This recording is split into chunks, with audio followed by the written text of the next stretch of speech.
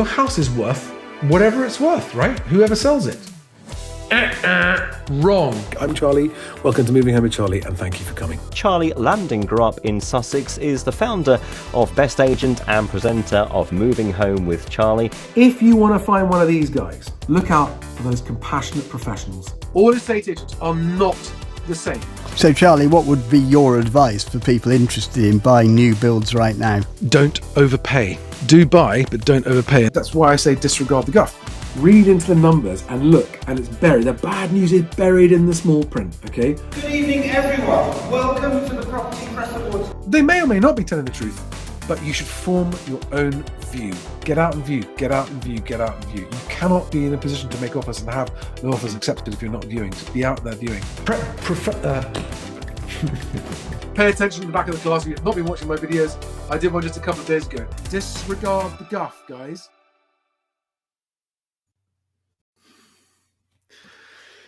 Good evening, everybody, and welcome to a slightly later than usual Moving Home with Charlie live stream. I'm Charlie Lambdin. Welcome to all my new subscribers and new followers. Welcome back to all my existing ones. We're approaching 11,000 on YouTube now. Slightly different angle this evening. Let me know what you think about it. I just wanted to be able to get a little bit more expressive and use my hands when I'm talking to you.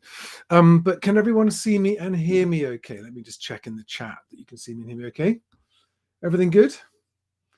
Hi guys, Angie J, Balded, Adam P, John Roxy, Andrew Taylor, the Brox, Jack Waldron, Philosophy Friday. Good to see you all, guys, and thank you. I'm glad you can hear me. Right. Someone has asked me, I've got to tell the comments off, it's too distracting. Someone has asked me if we're talking about right move lies. Actually, no. Well, actually, yes. Let's get into it. So a few days ago, I did a live stream in London where I went for an hour and explained my 35 reasons. Now, let me just get this up on screen and share with you so that you know. Now, there's a link to this video below in the description below this. Okay, that's me a few days ago explaining in detail exactly why I think that house prices will fall 35% over the next 3 years. And I asked for people to please prove me wrong. Okay. And it's approaching 7,000 views from 3 days ago. And it's a couple of hundred comments. And most of the comments in there, you've all been actually very supportive going, this is a very helpful video. The closest thing I had to challenging the actual facts in that video was, well, you haven't actually spelled out your calculation for 35%, have you? It's just like you're just plucking a figure out of midair. Which really made me laugh because, of course, these are estimates. I mean, I'm talking about 2 or 3 years out. You can't do a calculation. Can you imagine? Can you imagine the number of spreadsheets and calculations in it? You'd be spending untold hours trying to do calculations that wouldn't mean anything. No, I am a seat of the pants guy. I look at the headline figures. I look at the trends. And I don't just analyze data. I analyze sentiment. And I also have, which I'll kind of give you a glimpse of, my best agent data, right? My behind the scenes whole of the property market for England and Wales in both sales and lettings best agent data. And the reason that I'm not publishing it yet is because, as with all the property market data sets, you will notice that no one ever questions the Rightmove or the Zoopla data sets and goes, how many properties is it? And what are you including here? Are you including all the listings or are you taking the garage? No one ever asks. And as far as I'm aware, you can't look that data up. But handling, a data set of 1.5 million properties that's changing on a daily basis is a colossal undertaking. So what I do is I look at the data and you get to know it, you get to understand it. And there are plenty of data points in there which are imprecise and therefore useless of publishing, but reliable nonetheless when you get used to them. Like, well, that's a change because that one's always like that, and it's just sort of churn like that, and that's a change. And if you get to know something, you can read into it. So it's kind of like my crystal ball. It's my best agent crystal ball. Anyway, So after the very next morning after I recorded that video, I then did a podcast. I was a guest on someone else's podcast. And one of the guys on that podcast, and I've linked to it below here so you can go and watch it if you like, took a quote from my interview with that podcast and put it onto his Twin Dig newsletter. And this is an email that went out to his mailing list today. Charlie says house prices will fall by 35%. Oh, hang on, I haven't shared the tab. There we are. This is the headline of his email that went out. Okay, so this is Twin Dig. And look at that, right? Look at that. He's just, I mean, it was, to be fair to him, it was a sort of piss take. But the thing I'd like to point out here is that this graph, the x-axis, scans about 4 years. And I have said that I expect this price fall to take about 3 years. So, about that distance from there. And he's done that, making it look like I'm saying that house prices are going to crash 35% immediately, which of course is not the case. When I challenged him about this today, he said, oh, well, I have put trough at the bottom there. So if people don't read it, well, that's not my fault, he said. But he's a good friend of mine, Anthony Codling. He's a good friend of mine. But he is a classic economist and analyst and has all of the blind spots that classic analysts and economists have. And I say that with affection and respect to him, right? Because no one gets it right, do they? Anyway, so he then went so if you want to see that interview, it's this one here. And I've linked to that below as well. Okay, so that's me and those guys talking for another hour or so. And you'll see Anthony's arguments for why he doesn't think that the prices are going to fall 35% in that video. If you want to watch it, it's linked below. The day after that video, this article came out on Bloomberg. And I don't know if John Stepek's watching this or Merrin Somerset Webb, but this was the next day. And as you can see here, could send British home prices down 40%. And this is on Bloomberg. And suddenly mine's looking tame. Now, to be fair, that is 40% in real terms, inflation adjusted. So that's actually why I'm saying 35% real. That's 40%. Sorry, I'm saying 35% nominal, and that's saying 40% real. But nevertheless, I've linked to that podcast as well. That's free to listen to, that podcast. If you can't see that page because it's on Bloomberg and it's behind a paywall, go and search the Merrin Somerset Webb podcast on Spotify or Apple Podcast, and you'll see it. It's the most recent one, and you can listen to it. And it's a really, really good listen. There's this Irish guy, Neil. There we are. Neil Callanan and John Stepek are talking to Merrin Somerset Webb, and it's a really, really good interview and worth listening to. So I thought, yay, Bloomberg is thinking along the same lines as me now, and I'm not starting to look like such a crazy lunatic for making these predictions. Until today, when I then saw this story, and this story made me just go, oh no. So this is a story using Rightmove property data, asking prices. And it says North London property prices jump as buyers return to capital. And it's by a journalist I haven't had contact with called Lucy White, but I did copy her in a tweet today. So I hope she gets to see this. And if you know Lucy White at Bloomberg, please send her a link to this video, because I thought that this was a great opportunity to pick apart these numbers. So that's a 17% boost in asking prices from a year ago. And broken down a bit, it talks about how asking prices for homes in Camden have surged 6% in the past month alone. Prices going up? Can this be possible? The house prices going up? So, to those of you who are new to my channel, let me impart this first piece of wisdom you need to understand. Asking prices do not equal house prices. That's point number one. Okay, they bear very little correlation. They do some, but very little. And what I'm now going to do is get a little bit nitty gritty into some data to show you all of the reasons why asking prices can appear to increase when actually house prices are doing the opposite.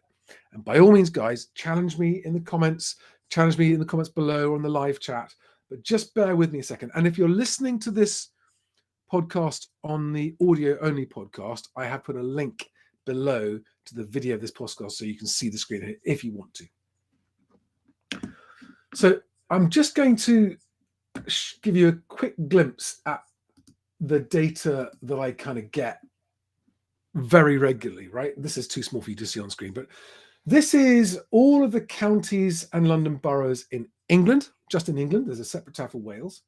And it's so each line, each row is a different county or borough, and each column is a different price. There are new properties, there's the total properties, there's the average price, there's the median price, there's the for sale stuff, there's the under offer stuff, there's a difference between average and median. It's right. It's so just wanted you to have a look at this is the stuff that the best agent algorithm spews out at me on a regular basis, and it's very far from perfect, right?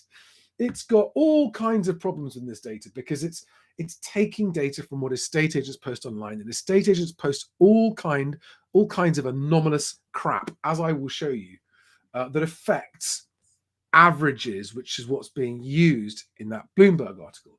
But I just scribbled down the main points out of the Camden line here, and I put them on paper, and let's just go through them together now. So this is out of the best agent data, which is fresh today. And I want to show you, first of all, point number one, because this actually is a big deal. The average asking price for properties in Camden, this is all Camden alone, by the way, right? The London Borough of Camden alone. The average asking price in Camden is £1.26 million. But the median asking price is almost £500,000 lower. In fact, it is. It's 500. It's over £500,000 lower. The median asking price in Camden is 700,000. Right? Now, I'm not going to go into explain the difference between average and median, but for those of you who know, that is a very big difference, right? And it kind of explains the skewiness, the skewy squiffiness going on. Now, I then pulled out just the new listings. Now, to give you an idea, there are 1,200 or so listings for sale in Camden if you strip out things that aren't really homes and strip out things that just obviously aren't for sale homes. And in this most recent data set, there's around about 150 new properties. So around about 12% or so of the total. And the average price of the new listings is £897,000. The average asking price, right? Average asking price, call it 900,000. The median of the newly listed properties asking price is 610,000. Okay. Now, bear that in mind because those are asking prices of unsold properties. Now I'm going to go down to the average and median of the stuff that is listed as sold. Okay, so these are asking prices of properties listed as sold subject to contract. This does not mean it's the prices that were actually agreed or the prices they sold at. It's the prices that were advertised at the time the property went under offer. And there's a big difference. Look, the average asking price of properties showing sold is £784,000, which is, what is that, £115,000 or so lower than the average asking price of the newly listed stuff, right? I know there's a lot to, if you listen to this audibly, this has got to be hard to keep up with, right? But look at the difference between the average asking price of brand new listed stuff, 897,000, and sold stuff, 784,000. And now look at the difference in the median again, right? 610,000 is the median asking price of properties that were newly listed in the last couple of weeks or so. And the median price of stuff that's listed sold is 553,000. Now, I know that's a lot of numbers, but cast your mind back to the top that the overall average asking price is £1.26 million in Camden. How can this be that the average of all the properties that are for sale, all 1,200 or whatever it is that are for sale, is £1.26 million? But the average asking price of the new listed stuff is £900,000, and the average asking price of the sold stuff is £784,000. Right, let me show you why this is the case. I'm going to show you, this is why average and median is so important. These are the properties currently listed for sale on Best Agent on my website, right? In the London Borough of Camden. And property number one, this is listed in order of price. Property number one, £54 million, right? That will make a big difference to the average. And property number two, £35 million. Property number three, £18 million. Number four, 17 million, 15 million, 12 million, 12 million, 12 million, 11.5 million, 10 million, 9 million, 9 million. So there's a lot of stuff. I mean, that what is that? 4, 5, that's 20 something properties, 25 properties over £5 million. And the effect on that, of the effect of those properties on the average, is to create this wildly distorted figure of £1.26 million as the average asking price. But of course, that's very misleading, right? The median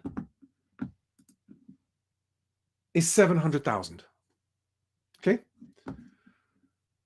Now, I want to show you one more bit of data here, which is the difference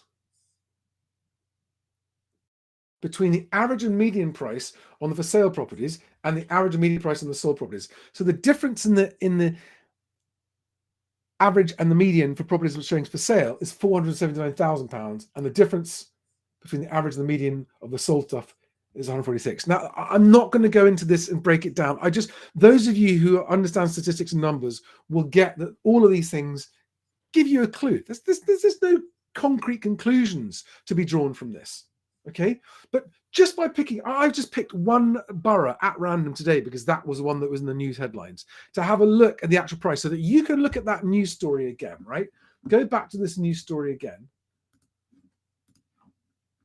Okay, which is North London property prices jump as buyers return to capital. Camden house sellers boost 17%, 6% asking prices a month. But the headline is property prices jump. And of course, estate agents are going to leap on this. Property prices are jumping in North London. No, they're not. No, they're not. Even if you just look at the asking prices of what's actually happening and look at the sold and the for sale stuff and the under stuff and the median prices, and you look at the properties just being listed now,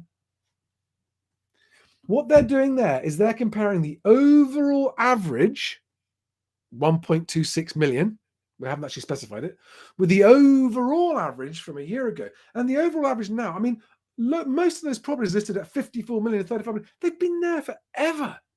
They just sit there skewing the data, but allowing Rightmove to put survey results out like that and allowing journalists to write stories like that. Okay?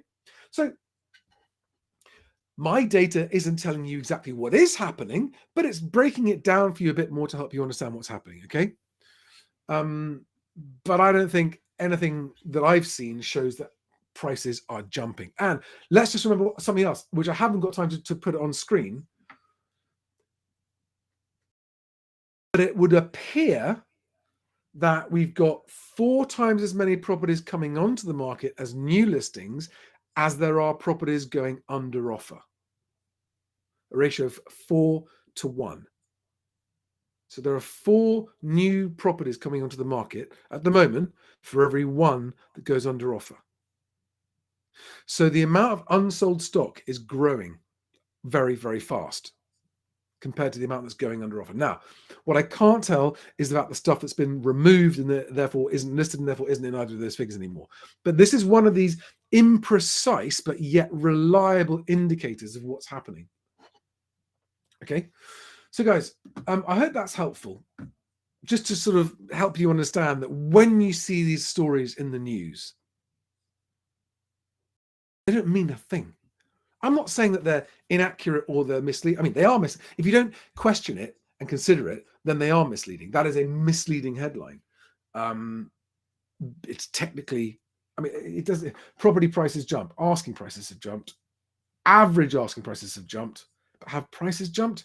What would happen if you just looked at the median from this time this year and last year? Would they still be jumping? And what's happening to the prices of properties that are actually selling? Because two things would lead to an increased average asking price. Number one, expensive properties being added to the market. Doesn't mean prices are going up. It just means that there's an increase in more expensive properties being listed. That would make average asking prices appear to rise.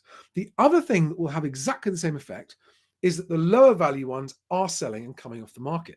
So there's a distorted imbalance between the higher price stuff that's just sitting there and not selling, and the lower price stuff that's actually being sold at lower prices than this time last year or this time 6 months ago is coming off. And that's allowing the average of what remains on the site to look higher. That's just two examples of what can make an average asking price appear to increase. So if any of you hear estate agents saying, "Oh, look, Rightmove says asking prices are going up," no, just say no. That's absolute rubbish. Point number one, it could just be that there are more higher value properties coming off the market, making average asking prices appear higher. Point number two, it could mean that all the lower, cheaper stuff is selling. Again, making average asking prices of what's remaining appear higher. So just disregard the guff when you hear it coming. By the way, guys, there is merch. Disregard the guff merch. T-shirts, hoodies, and mugs are in the works. When you hear the guff, disregard it or challenge it. Because if you are confident about your figures on them and they throw guff at you, you should just say, really? Let's have a look at that, shall we? Because actually, you're talking bollocks. I just love to say that. Right, what else do we have to talk about? This is a short one because I'm much too late tonight. I can't be here too long. Okay, yeah, so on to another topic here, which again, I've linked to this tweet. This is a tweet from Richard Diaz. I've linked to this tweet in the description below. And I don't know who Richard is. He says, UK house prices look like they might start to fall year on year. So he's saying that the 12-month year on year prices might start to turn negative. Now, what I wanted to highlight with you on this graph, let's go back to the 2008 house price crash. I'm calling it a crash. It's not a technical definition, but that's what I'm calling it. And what you'll see is that when the prices started falling that steeply and in that straight a line, they went a long way down. And they got down here to, what was that, minus 16, minus 70% year on year. And remember, that's just a 12-month fall. Okay. What I want you all to remember, guys, those of you who are waiting for the bottom to buy, is that year on year house price growth, when people thought the bottom had been reached, suddenly spiked positive again. But that was the dead cat bounce, and that was the false, I can't remember the terminology for it, but the false dawn. And actually house prices turned negative again. Not very, but they kind of flatlined for a while, just went like -2, -3% year on year for about 3 or 4 years, from about 2010, 2013. Okay, now, when you look at this, what's happening now in that graph, by the way, the source of this data is Nationwide, Halifax, and Rightmove asking prices. Okay, the grey line is Rightmove asking prices. Let me just make that go bigger so you can see it more easily. There we are. That's better, isn't it? So there's the 2008 crash, and then the 2009, they went positive again briefly, then came back down again and kind of flatlined for about 3 or 4 years. Okay. When you look at this steeper fall, you think, oh, what's going to happen to that? Well, I mean, the past doesn't equal the future. I'm the first one to say that. But that is a steep fall without many wrinkles in it. And now, look, you can see that. So the blue and the red lines are Halifax and Nationwide, and those are just straight down for the last 5 months. Rightmove has got a, look at that, a little up there and a little up there. Remember, little bounces in asking prices do not mean house prices are going up. And if you hear agents saying house prices are going up, I would take them to this graph and say, no, don't tell me that. When Halifax and Nationwide have got 5 months of straight down and asking prices have got a couple of kinks in the downward trend, don't use that to tell me house prices are going up, because you make yourself look silly and like you don't know what you're talking about. Now, I am expecting these lines to turn deeply negative, as you know. Okay, that's what I think is happening. And if you look last time, there was a little tiny up in the right move thing there as well on the way down. It's interesting there that the year-on-year on right move didn't go nearly as low, did it, as the actual house prices. So that there's a big differential between year-on-year right move prices and year-on-year actual Halifax and Nationwide prices. Look at that. They only got down to about -8% year-on-year price falls, at the same time that Halifax and Nationwide were down at -16%. Interesting, isn't it? Right. Remember that when we get into negative territory, asking prices will not show year-on-year falls as far as real prices do. Now, I have one more point I wanted to make, and that's to do with what I think is going to happen to house prices in the longer term. Forgive me while I just sort my screen out again. And in fact, I'm just going to just turn this off and talk to you for a second. Even the people in the industry who are beginning to accept that there's going to be a house price fall, and maybe it's going to be 12%, maybe it's going to be 15%, maybe, but then it's going to come back up. Well, remember, after 2008, the prices did not come back up for 3 or 4 years. They kind of flatlined. After a short bounce, they then flatlined for a few years. Okay, that's what tends to happen. And the supply and demand brigade, by whom I mean the ones who go, well, not enough houses, too many people, so prices are just going to go up, who are plainly ignoring the fact that Rightmove's own data says that there's 48% more property on the market now than there was this time last year, and the RACS data that says there's 47% negative sentiment on buyer demand from the estate agents and surveyors themselves. So in other words, supply has gone up and demand has gone down, and yet they're not acknowledging that in terms of what it means for house prices. They're like, oh no, supply and demand, just supply and demand. The earth's flat, supply and demand. So sorry, that's just how it feels to me when I hear that, without any explanation. But for those of you who haven't yet started to look at population demographics, what's going to happen as the baby boomer generation starts to reach the end of its life, what's already happening to national population numbers, and even when you take into effect immigration numbers, that we are expected to have population decline. And let's just look at when that's going to happen. This might make an argument that we don't need to build that many new houses. And if I was a new house builder looking 3, 4, 5 years ahead, I would be actually looking at this and going, maybe we shouldn't be building that many new houses, because I think that house prices are going to fall for the next 2 to 3 years. I don't think they're going to stop falling until 2025. Then there'll be a bit of a bounce, and then they'll level off again if they do the same as last time. But in 2025, let me share this tab. And again, I have linked to this below. Let me share this story with you, which is from, I think it's from June last year.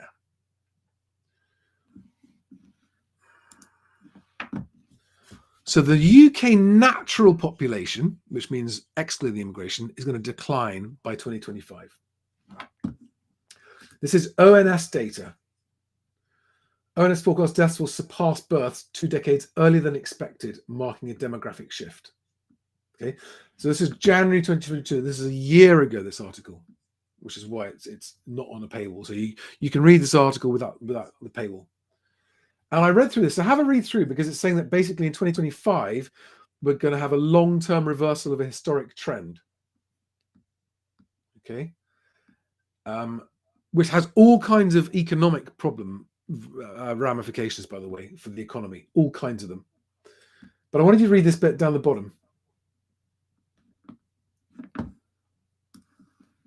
I think Ports is the author of the study.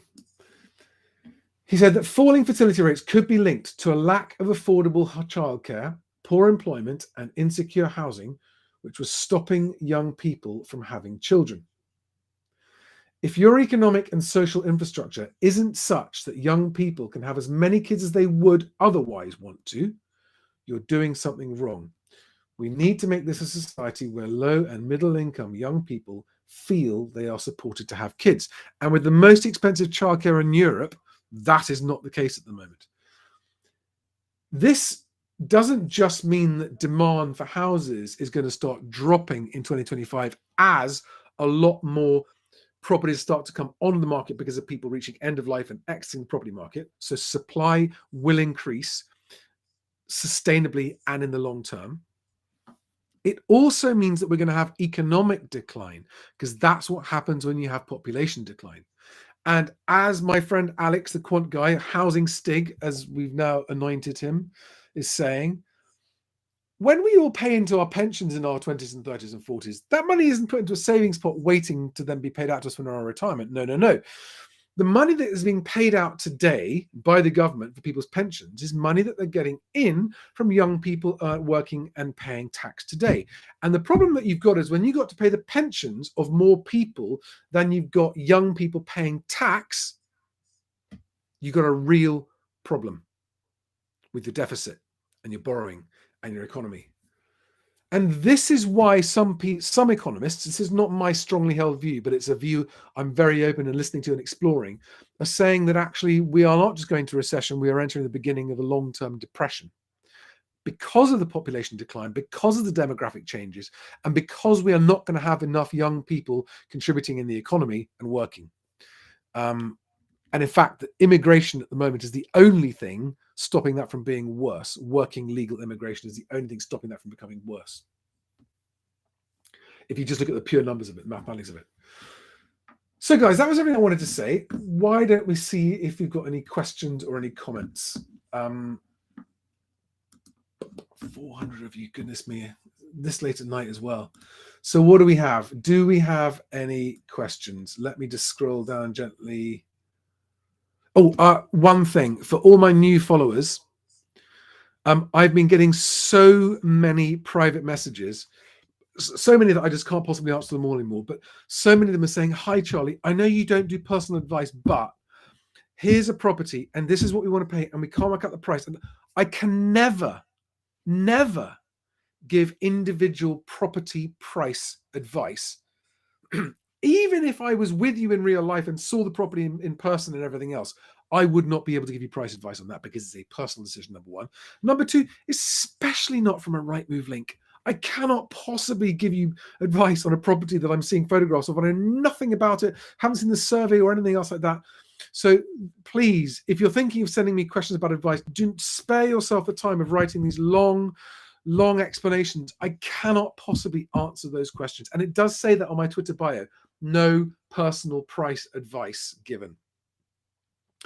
And when it comes to working out the price that you want to pay for the property that you want to offer on, I can't advise you on that either, because it's a figure. You haven't got to work out what you think the property is worth. You've got to work out what it's worth to you, which will be different from what it's worth to someone else based on your financial situation, your job security, your solvency, your time of life, your expectations of when you're going to move, whether or not you're going to have a family. All of these things will affect what your maximum comfortable price is. But the price to offer for a home, if you want to buy a home now, is the maximum price you are comfortable offering, given all your personal circumstances and given what you think is going to happen to the economy, so that you assess your own risk of negative equity and whether you can ride it out or not, depending on how long you want to stay and all that kind of stuff.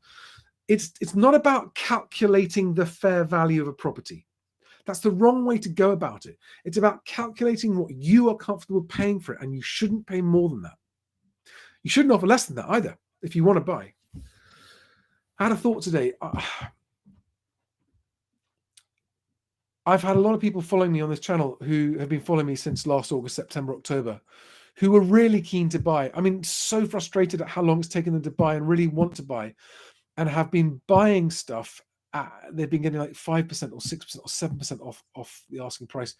And I do worry I mean, I hope that those people are in very strong financial reliability positions, because I still think that first time buyer enthusiasm and desperation to get your own home can lead to some optimism bias on what's going to happen to house prices. So I really would urge you to be careful, guys, because, as I showed you in the video that I talked about at the beginning of this video, where I explained my reasons for 35% house price falls, I haven't had a single viable response that makes me think otherwise yet, even though I'm asking for them. And if you watch that other video of Anthony Codling and me, the second one that I linked to, where I was interviewed on someone else's podcast, I think you'll see me. I don't know if it was edited out or not, but I think you'll see me challenging Anthony Codling on the fact that he was unaware that 7 million households, which is 1 in 4, 25% of households, are already in fuel poverty. And he was like, Rick, where did you get that data? He hadn't heard it. And this is the kind of thing that I think is leading to economists having over-optimistic views about what's going to happen to the economy. Because for some reason, they aren't aware of the brutal reality facing a very large number of families and households and the knock-on effect that's going to have on the economy.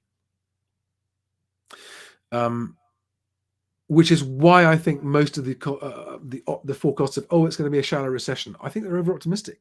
I think it's going to be a brutal recession. I think it's going to be a horrible recession. Hope I'm wrong. Pray I'm wrong. But that's what I think. Just looking cold at the cold hard facts. So yeah, that's what I was going to say. I think, is that everything? It is. So let's go and take some questions. Just for a couple of minutes, because thank you very much, S. Thank you for that. That's very generous of you. Into Quartile Ranges, I would love to do that. Hello, Chris Watkin. Didn't know you were watching. Welcome. Nice to see you. Christopher Watkin, by the way, is the chap who does the Property Stats show. Look up his channel and you'll see it. Now, Christopher is someone from within the estate agency industry who disagrees with my 35% house price falls, but is still yet to give me a reasoned argument as to why he just disagrees. So, Chris, if you're watching this, I'm still waiting for the reasoned argument as to why you disagree. Because at the moment, you're still in the camp. I'm chalking you up as one of the I just can't see it brigade, which is not a rational explanation.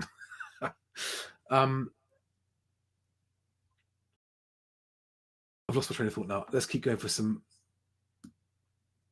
questions. Okay, blue sky thinking is challenging me. Perfectly good. Charlie, 4 months ago, you said price falls would take 1 to 2 years to fall. Today, you're saying up to 3 years. Could you share what has changed? Yeah, sure. I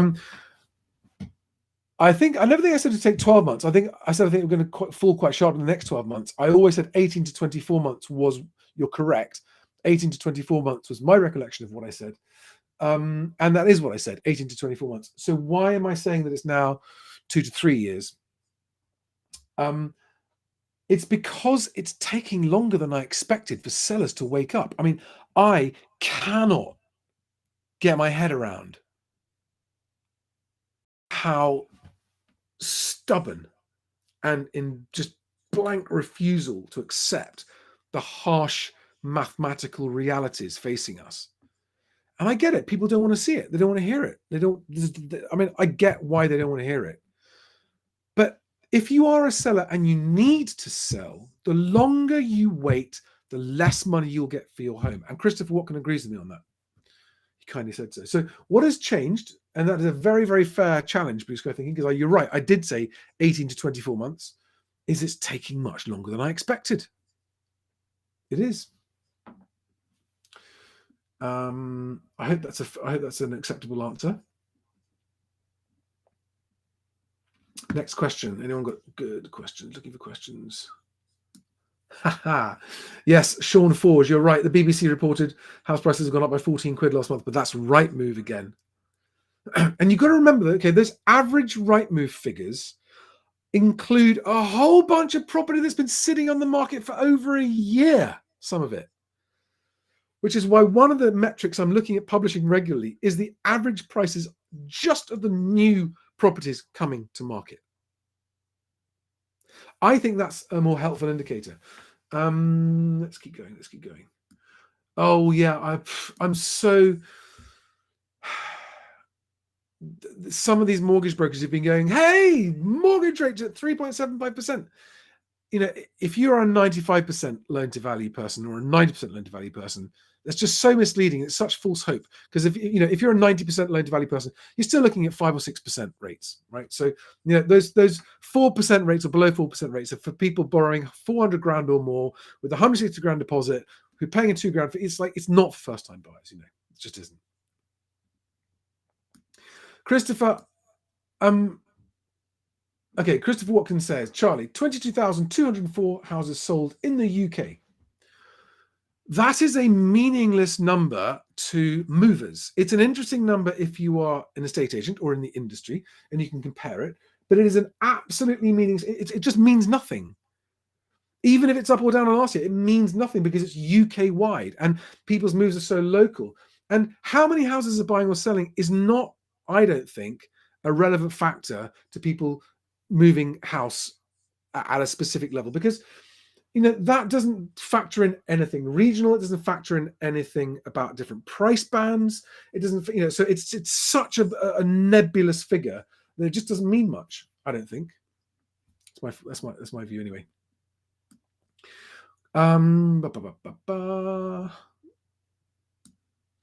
Jamie Boy 14. It's all bullshit, Charlie. Wise words, Jamie. Wise words.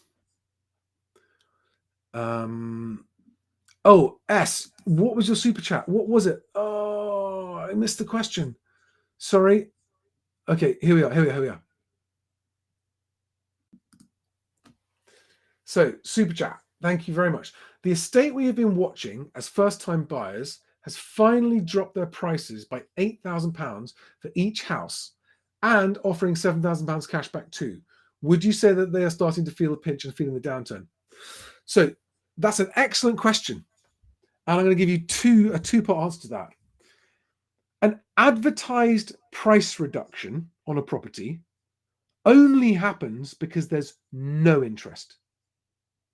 Okay, if they're getting any interest at all on a property, that interest will be enough to maybe negotiate an offer, and they'll sell it at whatever price they're prepared to sell it at without advertising that price. When they actually advertise a reduction, that tells you two things. They were getting no interest in it, and they need or want to sell it, which is why they lower the price. Otherwise, they just wouldn't lower the price. Okay, so that's part number one of my question. So they had no interest in it at the previous price. The cashback, by the way, is yes, it's another desperation. Always turn down financial incentives and just say, take it off the price. Because otherwise you're borrowing 7K more for them to pay it back. So you're going to have to pay mortgage interest on that 7K. So say, thank you very much for the 7K cashback. No, I don't want a 7K loan, which is basically what you're taking out because you're taking the mortgage to pay the higher price. Just ask for the price off. And if that's what they're offering, there's more to go because they are desperate. Definitely feeling the pinch. S, I hope that's a good enough answer. Thank you very much for your tip. That's really, really appreciated.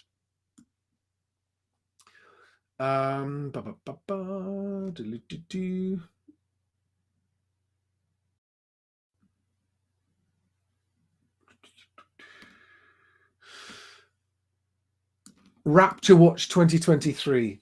Charlie is only one talking proper sense about the subject. Well, I tend to agree with you. I haven't found many other people. There are actually some other people. There's a fantastic chap up in Scotland. He's a mortgage broker and an agent, and he's been agreeing with me from the beginning.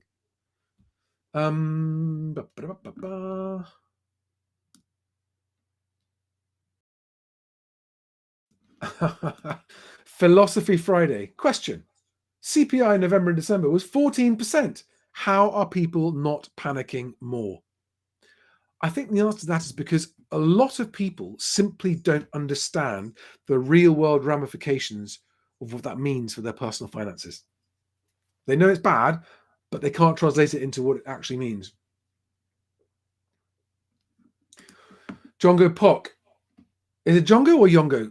Jongo Pock says, we are paying about £900 a month on childcare. If we had bought a house during the mania of COVID, we would be bankrupt by the end of the year. Lots of families are going to suffer under all this debt. Yep, I fear you're right.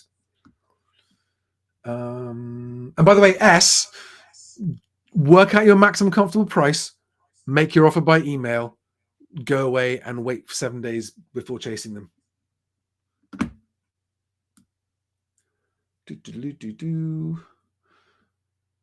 I'm catching up slowly. Do my mortgage guys cover Scotland? Keith Morrison asks. Yes, they do. My mortgage guys are mhwc.co.uk/mortgage. I'll pop it on the screen for a second just here.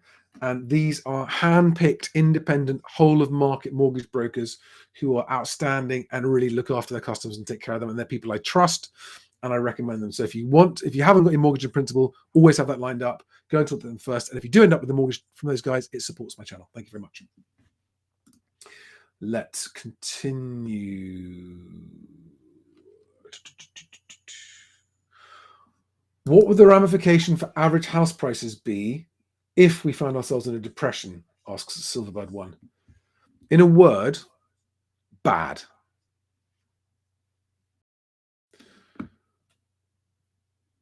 Siddhartha, that's a political question, so sorry, not going to ask that one.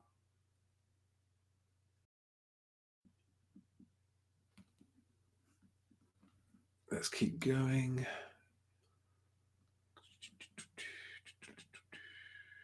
By the way, guys, if you're new here, I don't see the questions during the live stream. I only see them at the end when I finished my own guff.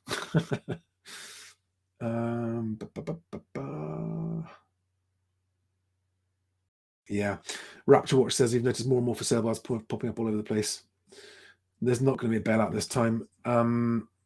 Guys, one of the other things that people need to understand is that there is no historical precedent for the financial situation that the government and the country finds itself in. And in particular, the last 14 years have seen interest rates lower than inflation, which has never happened before, or not for a very, very like decades or even centuries since that's happened before.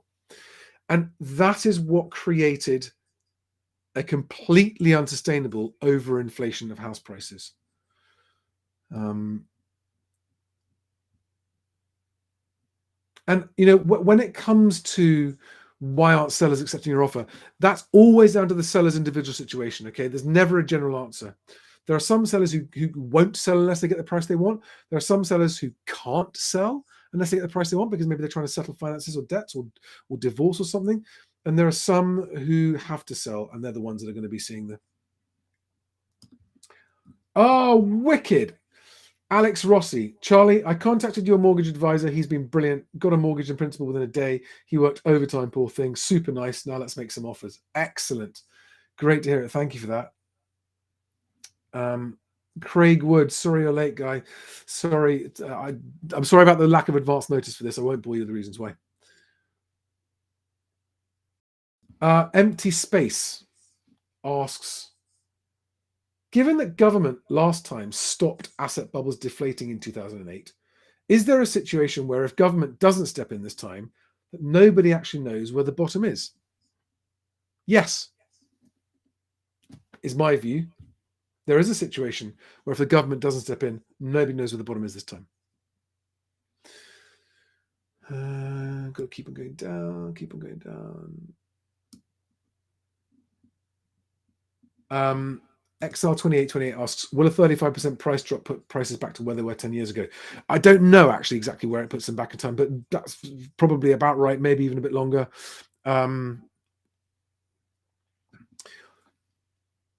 Oh, Aaron Hughes. Okay, this is a very good question. Did I think house prices would drop after the first lockdown, as some of us did? I thought house prices were going to drop until the massive government intervention of furlough, which I didn't even know existed and was a thing for that, the stamp duty holiday, and the bounce back loans that were just pouring money into society. So without that money, and without the government making an exception for estate agents to continue working when everyone else was locked down, there would have been a house price crash. So the people who were predicting it back then publicly were correct. And again, my predictions right now about 35% are on the assumption that there's no massive government intervention.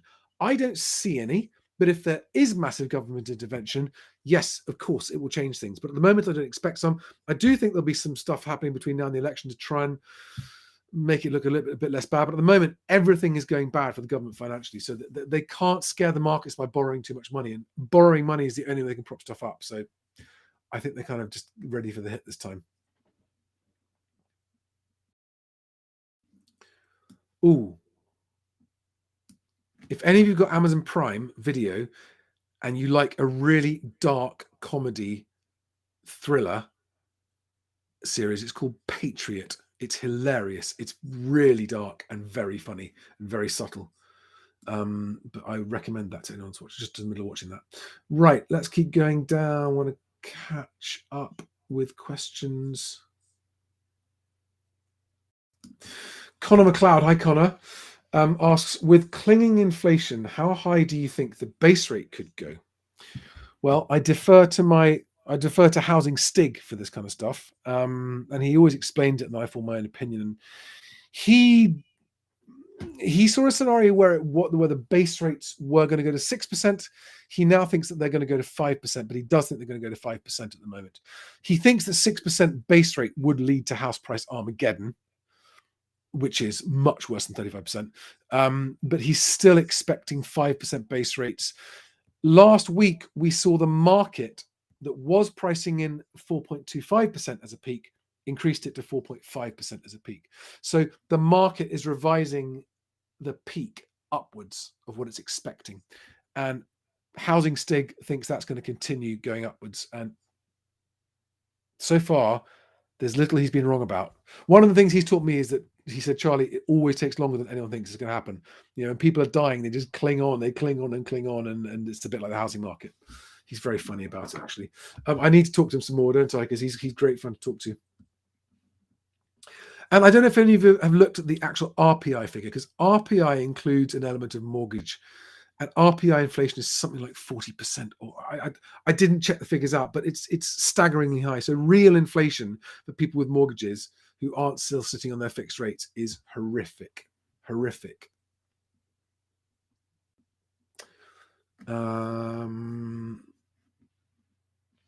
Yeah, Pensioncraft did do a good video recently on property markets. The Pensioncraft YouTube channel, worth checking out. He's a real pro, that guy.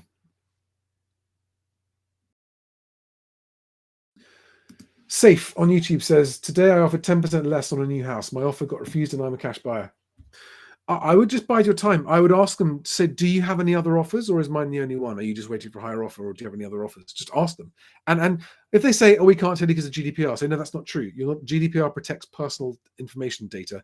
It's a lie if they say, I can't tell you about other offers because of GDPR. That's just a balls out lie. They can tell you whether there are or aren't other offers. And just keep pressing them. And if they say no, there aren't, say, could you confirm that in writing? Or sorry, if they say yes, there are. They're not allowed to lie to you about that. It is against the law. And if they lie in writing, you've got them over a barrel. So, just push, okay? And if they don't have other offers, I would just bide your time and say, well, that's my offer, I'm not increasing it. If that's your maximum comfortable offer. If it's not your maximum comfortable offer, increase it to your maximum comfortable offer. Oh my God. Todd Unctious. It's not a bubble. It's a multi-dimensional quantum foam.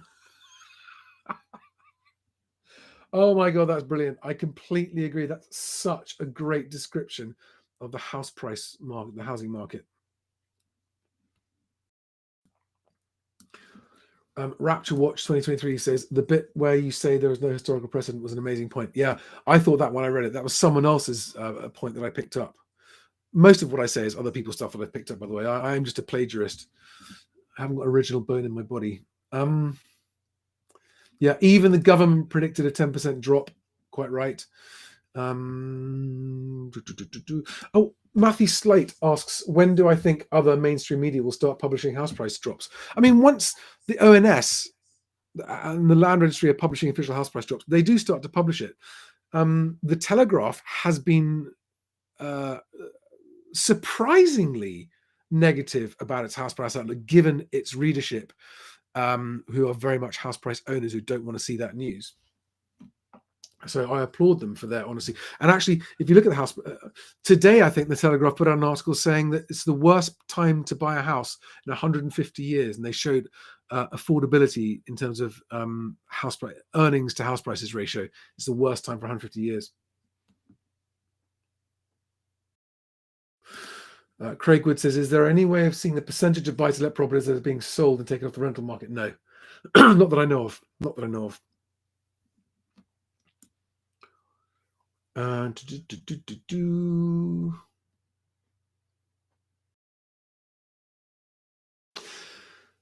Guys, remember, if you're looking to buy a home, don't wait for the bottom, because you just have to pay rent, won't you, somewhere else? I mean, if you're living somewhere for free for now and you're comfortable there and you aren't desperate to get out, then fine, sit comfortable for a while. But if you're in a position to buy and waiting for the bottom is stopping you, what I would be doing in that scenario, I'm going to give you some just some rough example figures to make up to make the example up what I'm trying to say. Let's just say that there was a house on the market for £100,000, to make really, really easy maths, okay? And I'm expecting that house to fall in value by 35%. So I'm expecting to fall to £65,000, but not for another 2 or 3 years. My offer on that house would not be £65,000 because house prices are going to fall 35%. My offer would be £65,000 plus whatever it would cost me in rent for 2 years, plus whatever premium I would be happy to pay to have the home and live in it now. Does that make sense? So let's just say that rent was going to cost me £10,000 a year, easy numbers, and it was 2 years away to the bottom. That'd be 65, 75, 85,000. I would offer £85,000 on that house. I would offer 15% below the asking if I thought the asking was realistic. Even if I'm expecting 35% drops, I would offer 15% below, as long as that wasn't going to put me in negative equity, right? Because being in a home is more important than saving a bit of money. And that's one of the reasons why I think it would be amazing if house prices just flatlined and didn't change, because then everyone would stop worrying about what prices they were going to do, and they would just buy and sell and move, because it's about the move, not the money. And guys, on that happy note, oh, Craig, I'm glad you like Patriot. It's very funny. I'm going to wrap this up.